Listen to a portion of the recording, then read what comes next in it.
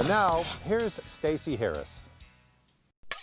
Yesterday, my kids were invited to fish and they never turned down a fishing opportunity. So they came home with a bunch of fish, a bunch of bass, and they have scaled them, they gutted them, and they took the gills out for me.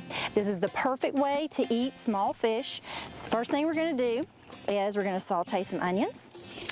I'm gonna add a little garlic to it. Gonna put a little fennel in there. Little red pepper flakes, a little bit of mint, and all of these flavors play so well together. I'm gonna add a little bit more olive oil because it looks a little dry in there. And I'm just gonna wait until this has a chance to wilt down a little bit. This will take about 10 minutes.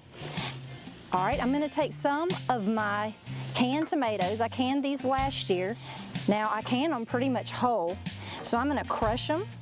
And I just do it with my hands, you know. Some people might want to, you know, do it with a grinder or something, but I think this is the easiest and the best way. I like to have some chunks in mine. If you want to buy these at the grocery store already canned, that's not a problem. Or if you want to cut them with a knife or put them in a food processor, then, you know, do that. All right, the next thing you'll do is I'm going to put a little bit of wine and a little bit of fish stock into the pot. And I'm going to reduce this by about a third. And if you don't have fish stock, you can always use chicken stock. When that's reduced, I'm gonna be adding the fish and this wonderful tomato mixture into the pot, and we're gonna just let it simmer. My tomato wine mixture is reduced, my onions are sweated out, so now I'm going to place my fish atop these onions and pour my reduced sauce over it. Okay, I'm gonna make sure that my fish are covered with the sauce.